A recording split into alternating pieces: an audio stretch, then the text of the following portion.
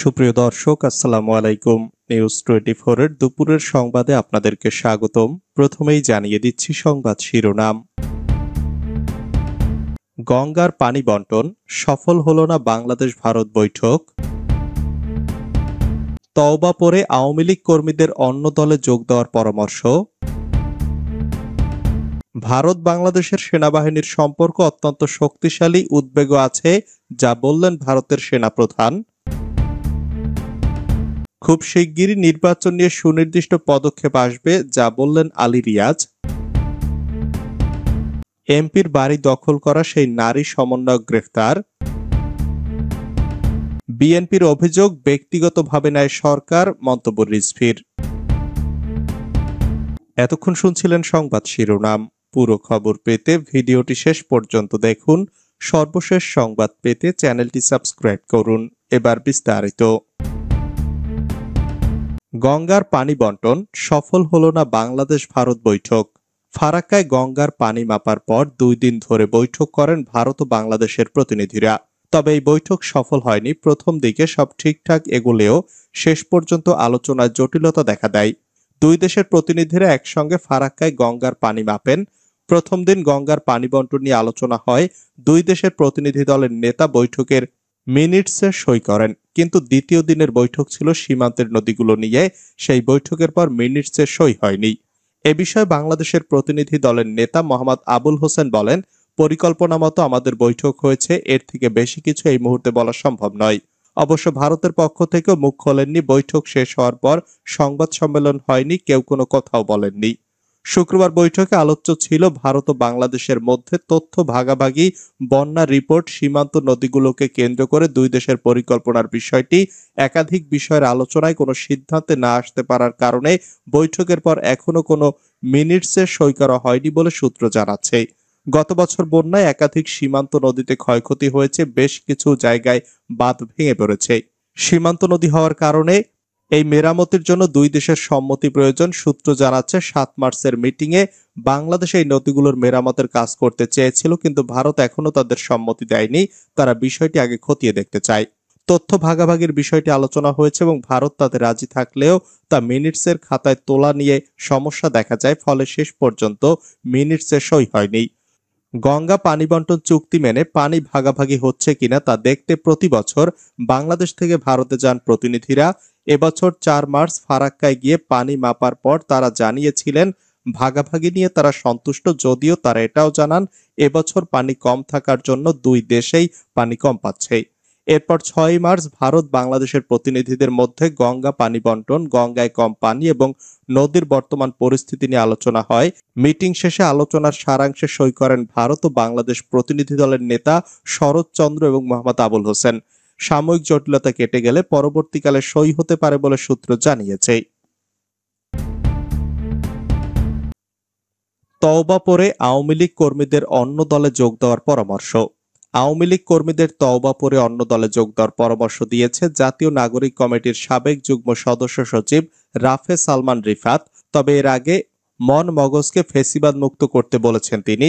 সোমবার নিজের ফেসবুক পেজে এক পোস্টে এ পরামর্শ দেন রাফে।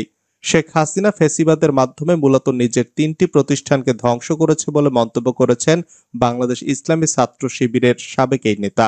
সেগুলো হলো দল আওয়ামী লীগ, মুক্তিযুদ্ধের আওয়ামী চেতনা, ব্যক্তি শেখ মুজিবুর রহমানের ইমেজ। রাফে বলেন, 24-এর অভ্যুত্থানের মধ্য দিয়ে এই 3টা ইনস্টিটিউট বলা চলে ধ্বংসস্তূপ হয়ে গেছে। এই কথা খোদ আওয়ামী সমর্থকেরাও বলেন বা স্বীকার করেন। আওয়ামী লীগের সমর্থক গোষ্ঠী এই সর্বাত্মক ধ্বংসের জন্য শেখ হাসিনার বিরুদ্ধে বিট্রেট ফিল করেন। ভারত বাংলাদেশের সেনাবাহিনীর সম্পর্ক অত্যন্ত শক্তিশালী, উদ্বেগও আছে, যা বললেন ভারতের সেনাপ্রধান। বাংলাদেশ ও ভারতের সেনাবাহিনীর মধ্যে সম্পর্ক এই মুহূর্তে অত্যন্ত শক্তিশালী বলে উল্লেখ করেছেন ভারতের সেনাপ্রধান জেনারেল উপেন্দ্র দ্বিবেদী। একই সঙ্গে তিনি বলেছেন, ভারতের আশেপাশে তার কোনো প্রতিবেশীর সঙ্গে পাকিস্তানের সম্পর্ক থাকলে সেটা তার জন্য যথেষ্ট উদ্বেগের বিষয়।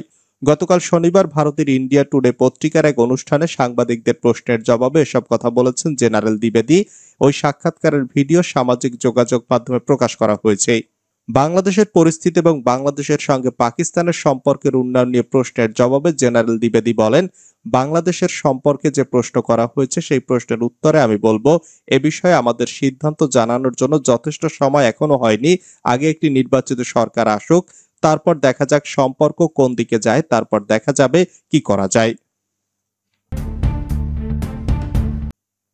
খুব শিগগিরই নির্বাচন নিয়ে সুনির্দিষ্ট পদক্ষেপ আসবে, মন্তব্য আলী রিয়াজের।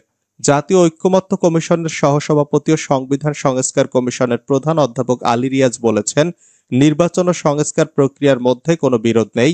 নির্বাচনের যে টাইম টেবিল তৈরির চেষ্টা করা হচ্ছে, এখন পর্যন্ত টাইম টেবিল দেখিনি। ডিসেম্বর মাসে নির্বাচন করার ব্যাপারে প্রধান উপদেষ্টা ডক্টর মোহাম্মদ ইউনূস বলেছেন, সরকারের পক্ষ থেকে বারবার বলা হয়েছে, আমি ব্যক্তিগতভাবে আশা করি খুব শিগগিরই এ ব্যাপারে আরো সুনির্দিষ্ট পদক্ষেপ আসবে। ফলে ঐক্যমত্য কমিশনের কাজের কারণে নির্বাচনের প্রক্রিয়া বিঘ্নিত হওয়ার কারণ আমি দেখি না। এমপির বাড়ি দখল করা সেই নারী সমন্বয়ক গ্রেফতার।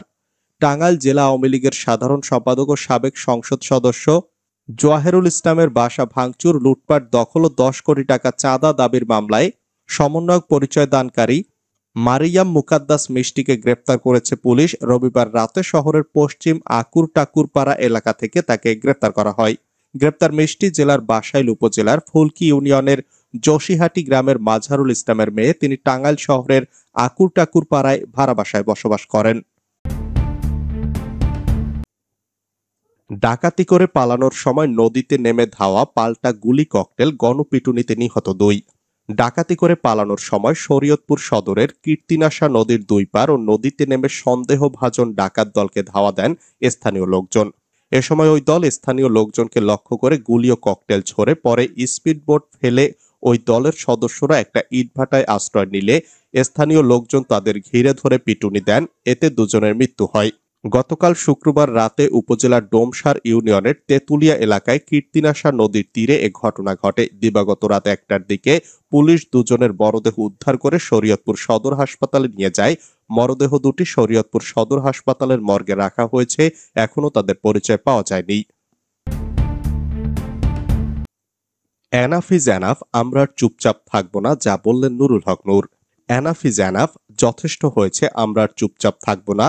গত 6 মাসে গণহত্যার সঙ্গে জড়িতদের অল্প কয়েকজনকে গ্রেপ্তার করা হয়েছে।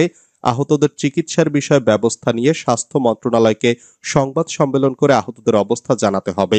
আহত ও নিহতদের ক্যাটাগরির ব্যাপারে যে বৈষম্য করা হয়েছে তা সংশোধন করতে হবে। গত 6 মাসে বিভিন্ন কমিউনিটির যৌক্তিক দাবি দেওয়া আমলে নেওয়া হয়নি। সংস্কারের কোনো বাস্তবায়ন দেখছি না। পুরনো ধারায় চলছে দেশ, এখন জাতীয় ঐক্যমত্যের ভিত্তিতে এগিয়ে যাওয়া উচিত। এ সময় রাজনৈতিক ফায়দা নিতে কেউ কেউ আওয়ামী লীগকে টিকিয়ে রাখতে চায় বলেও মন্তব্য করেন নূর। নিজ দলের কর্মসূচিতে নেতাকর্মীদের উপর হামলার বিষয়ে নূর বলেন, ক্ষমতায় আসার আগেই কোনো দলের উৎপাত আধিপত্য বেড়েছে। অন্য দলকে রাজনৈতিক কর্মসূচিতে বাধা দেওয়া হচ্ছে, এমনকি রাজনৈতিক ফায়দা নিতে কেউ কেউ আওয়ামী লীগকে জিইয়ে রাখতে চায়। আমরা ইতিহাস বা কৃতিত্ব নিয়ে কারাকারি করতে চাই না। পরিবারতান্ত্রিক রাজনীতি দেশ, সমাজ ও রাষ্ট্রের মধ্যে বিভক্তি তৈরি করেছে।